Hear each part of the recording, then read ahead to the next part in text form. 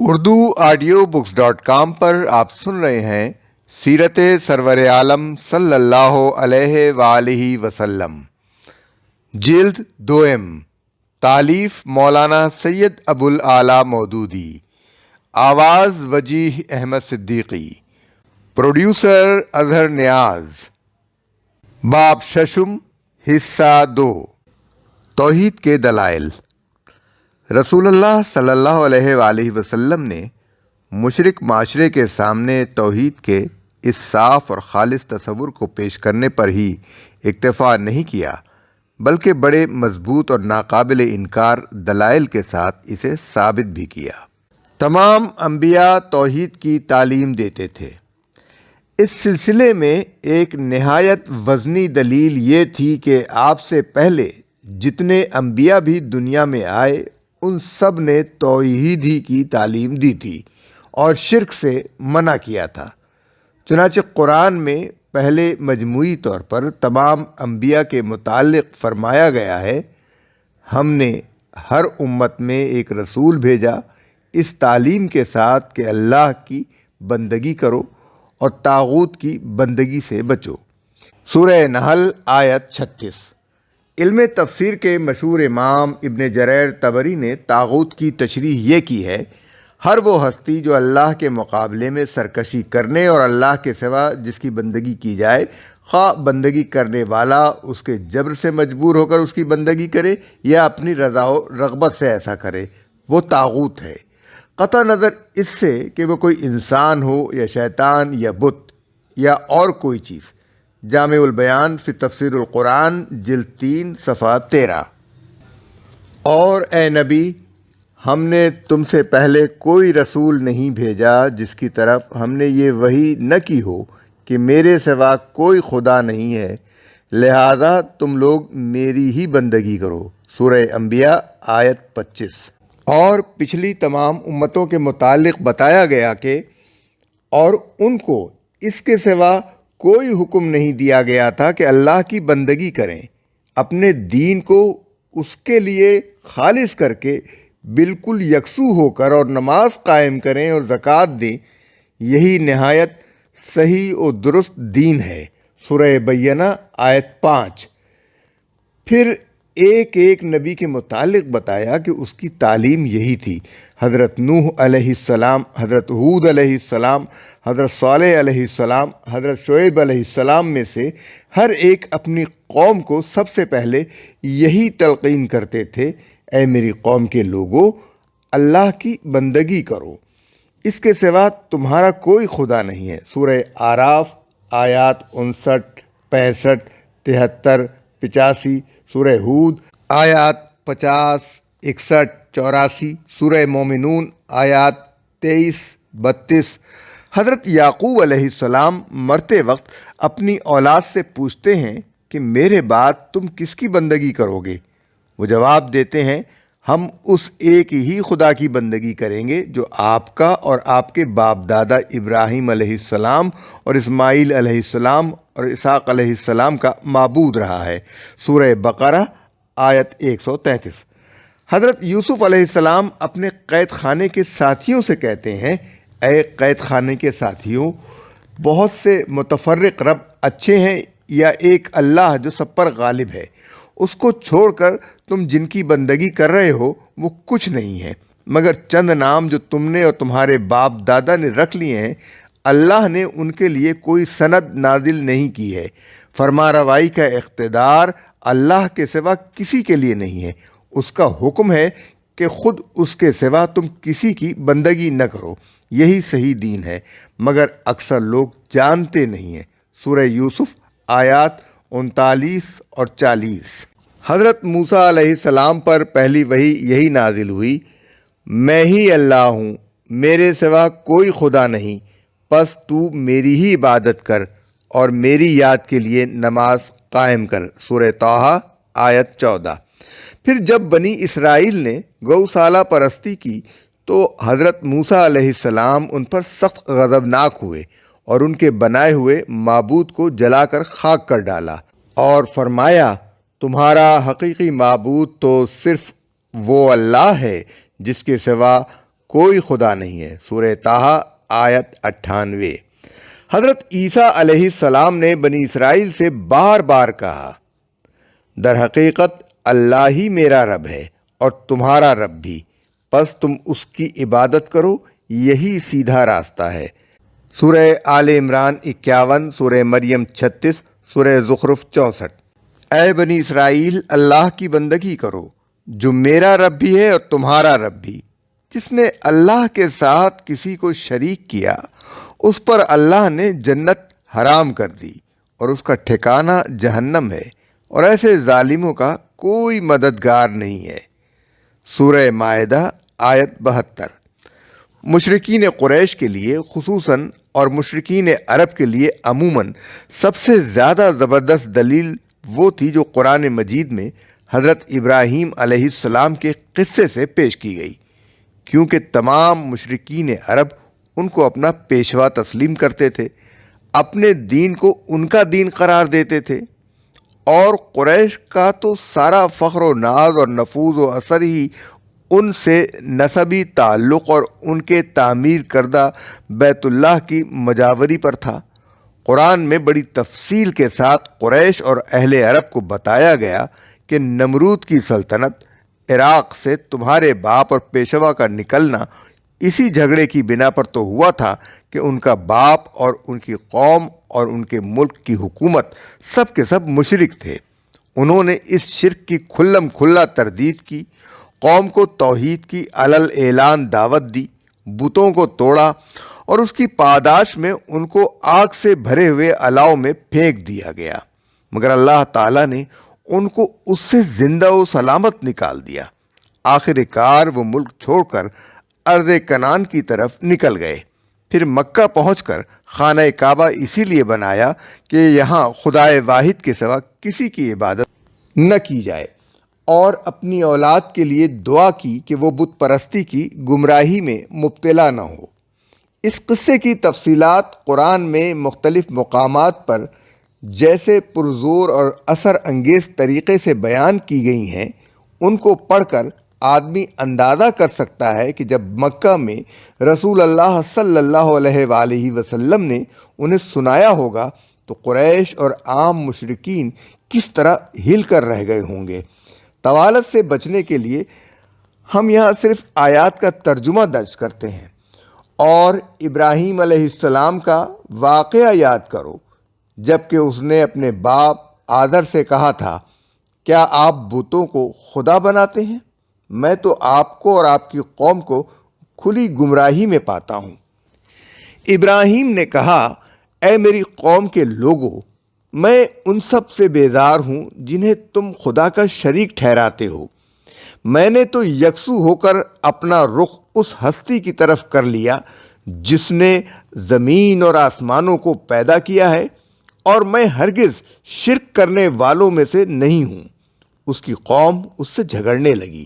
اس نے کہا، کیا تم اللہ کے معاملے میں مجھ سے جھگڑتے ہو؟ حالانکہ اس نے مجھے صحیح راہ دکھا دی ہے، اور میں تمہارے ٹھہرائے ہوئے شریکوں سے نہیں ڈرتا۔ ہاں، اگر میرا رب کچھ چاہے تو وہ ضرور ہو سکتا ہے۔ میرے رب کا علم ہر چیز پر حاوی ہے۔ پھر کیا تم ہوش میں نہ ہوگے؟ اور آخر میں تمہارے ٹھہرائے ہوئے شریکوں سے کیسے ڈروں، جبکہ تم اللہ کے ساتھ ان چیزوں کو شریک بناتے ہوئے نہیں ڈرتے جن کے شریک خدا ہونے کے لیے اس نے تم پر کوئی سند نازل نہیں کی ہے۔ پھر بتاؤ، اگر تم کچھ علم رکھتے ہو کہ ہم دونوں فریقوں میں سے کون زیادہ بے خوفی اور اطمینان کا مستحق ہے۔ سورۃ الانعام آیات 74 تا 81۔ اور اے محمد صلی اللہ علیہ وآلہ وسلم، اس کتاب میں ابراہیم علیہ السلام کا ذکر کرو، بے شک وہ ایک راست باز انسان اور نبی تھا۔ انہیں اس موقع کا حال سناؤ جب اس نے اپنے باپ سے کہا، ابا جان، آپ کیوں ان چیزوں کی عبادت کرتے ہیں جو نہ سنتی ہیں نہ دیکھتی ہیں اور نہ آپ کا کوئی کام بنا سکتی ہیں؟ ابا جان، میرے پاس ایک ایسا علم آیا ہے جو آپ کے پاس نہیں آیا۔ آپ میرے پیچھے چلیں، میں آپ کو سیدھا راستہ بتاؤں۔ ابا جان، آپ شیطان کی بندگی نہ کریں، شیطان تو رحمان کا نافرمان ہے۔ ابا جان مجھے ڈر ہے کہ کہیں آپ رحمان کے عذاب میں مبتلا نہ ہو جائیں اور شیطان کے ساتھی بن کر رہیں۔ باپ نے کہا ابراہیم کیا تو میرے معبودوں سے پھر گیا ہے؟ اگر تو باز نہ آیا تو میں تجھے سنسار کر دوں گا، بس تو ہمیشہ کے لیے مجھ سے الگ ہو جا۔ ابراہیم نے کہا سلام ہے آپ کو، میں اپنے رب سے دعا کروں گا کہ آپ کو معاف کر دے، میرا رب مجھ پر بہت مہربان ہے۔ میں آپ لوگوں کو بھی چھوڑتا ہوں اور ان ہستیوں کو بھی جنہیں آپ لوگ اللہ کو چھوڑ کر پکارا کرتے ہیں، میں تو اپنے رب ہی کو پکاروں گا۔ امید ہے کہ میں اپنے رب کو پکار کر نامراد نہ رہوں گا۔ سورہ مریم آیات 41 تا 48۔ اور ابراہیم علیہ السلام کا اپنے باپ کے لیے مغفرت کی دعا کرنا صرف اس وعدے کی بنا پر تھا جو اس نے اس سے کیا تھا، مگر جب اس پر یہ بات کھل گئی کہ وہ اللہ کا دشمن ہے تو وہ اس سے بری الذمہ ہو گیا۔ سورہ توبہ آیت 114۔ اس سے پہلے ہم نے ابراہیم کو اس کی ہوش مندی بخشی تھی اور ہم اس کو خوب جانتے تھے۔ یاد کرو وہ موقع جب اس نے اپنے باپ اور اپنی قوم سے کہا یہ کیسی مورتیں ہیں جن کے تم لوگ گرویدہ ہو رہے ہو؟ انہوں نے جواب دیا ہم نے اپنے باپ دادا کو ان کی عبادت کرتے پایا ہے۔ اس نے کہا تم بھی گمراہ ہو اور تمہارے باپ دادا بھی کھلی گمراہی میں پڑے ہوئے تھے۔ انہوں نے کہا کیا تو ہمارے سامنے اپنے اصلی خیالات پیش کر رہا ہے یا مذاق کرتا ہے؟ اس نے کہا نہیں، بلکہ تمہارا رب اصل میں وہی آسمانوں اور زمین کا رب ہے جس نے ان کو پیدا کیا، اور میں اس پر تمہارے سامنے گواہی دیتا ہوں، اور خدا کی قسم میں تمہاری غیر موجودگی میں ضرور تمہارے بتوں کی خبر لوں گا۔ چنانچہ اس نے ان کو ٹکڑے ٹکڑے کر دیا اور صرف ان کے بڑے کو چھوڑ دیا تاکہ شاید وہ اس کی طرف رجوع کریں۔ ان لوگوں نے آ کر اپنے بتوں کا یہ حال دیکھا تو بولے کون تھا جس نے ہمارے خداؤں کے ساتھ یہ حرکت کی ہے؟ بڑا ہی کوئی ظالم تھا وہ۔ بعض لوگ کہنے لگے کہ ہم نے ایک نوجوان کو ان کا ذکر کرتے سنا تھا جسے ابراہیم کہتے ہیں۔ انہوں نے کہا تو پکڑ لاؤ اسے سب کے سامنے تاکہ لوگ اسے دیکھ لیں کہ اس کے ساتھ کیا کیا جاتا ہے۔ ابراہیم علیہ السلام کے آنے پر لوگوں نے کہا ابراہیم کیا تو نے ہمارے خداؤں کے ساتھ یہ حرکت کی ہے؟ اس نے کہا بلکہ یہ ان کے اس سردار کا کیا دھرا ہے، انہی سے پوچھ لو اگر یہ کچھ بولتے ہیں۔ یہ بات سن کر وہ اپنے ضمیر کی طرف پلٹے اور اپنے دلوں میں کہنے لگے واقعی تم خود ہی ظالم ہو کہ ان بے بس خداؤں کو پوج رہے ہو۔ پھر ان کی مت پلٹ گئی اور کہنے لگے کہ تو جانتا ہے کہ یہ بولتے نہیں ہیں۔ ابراہیم علیہ السلام نے کہا اچھا تو تم اللہ کو چھوڑ کر ان کی عبادت کرتے ہو جو تمہیں نہ کوئی نفع پہنچا سکتے ہیں نہ نقصان۔ تف ہے تم پر اور تمہارے ان معبودوں پر جن کی تم اللہ کو چھوڑ کر پوجا کر رہے ہو۔ انہوں نے کہا جلا دو اس کو اور حمایت کرو اپنے خداؤں کی اگر تمہیں کچھ کرنا ہے۔ ہم نے کہا اے آگ ٹھنڈی ہو جا اور سلامتی بن جا ابراہیم علیہ السلام پر۔ وہ چاہتے تھے کہ ابراہیم کے ساتھ برائی کریں مگر ہم نے انہی کو ناکام و نامراد کر دیا۔ سورۃ الانبیاء آیات 51 تا 70۔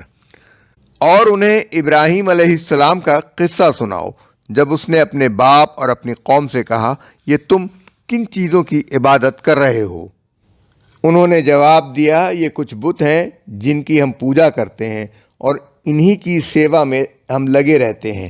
اس نے کہا کیا یہ تمہاری سنتے ہیں جب تم انہیں پکارتے ہو یا یہ تمہیں کچھ نفع یا نقصان پہنچاتے ہیں؟ انہوں نے جواب دیا یہ سب کچھ تو ہم نہیں جانتے بلکہ ہم نے اپنے باپ دادا کو ایسا ہی کرتے پایا ہے۔ ابراہیم علیہ السلام نے کہا کبھی تم نے آنکھیں کھول کر دیکھا بھی کہ یہ چیزیں ہیں کیا جن کی بندگی تم اور تمہارے پچھلے باپ دادا بجا لاتے رہے ہیں؟ میرے تو یہ سب دشمن ہیں بجز رب العالمین کے جس نے مجھے پیدا کیا، پھر وہی میری رہنمائی فرماتا ہے، جو مجھے کھلاتا اور پلاتا ہے، اور جب میں بیمار ہوتا ہوں تو وہی مجھے شفا دیتا ہے، جو مجھے موت دے گا اور پھر دوبارہ مجھ کو زندگی بخشے گا، اور جس سے میں امید رکھتا ہوں کہ روز جزا میں وہ میری خطا معاف فرمائے گا۔ سورہ شورى آیت 69 تا 82۔ اور ہم نے ابراہیم کو بھیجا جب اس نے اپنی قوم سے کہا، اللہ کی بندگی کرو اور اسی سے ڈرو، یہ تمہارے لیے بہتر ہے اگر تم جانو۔ اللہ کو چھوڑ کر جنہیں تم پوج رہے ہو وہ تو محض بت ہیں، اور تم ایک جھوٹ گڑھ رہے ہو۔ در حقیقت تم اللہ کو چھوڑ کر جن کی پرستش کرتے ہو وہ تمہیں کوئی رزق بھی دینے کا اختیار نہیں رکھتے۔ اللہ سے رزق مانگو اور اسی کی بندگی کرو اور اس کا شکر ادا کرو، اسی کی طرف تم پلٹائے جانے والے ہو۔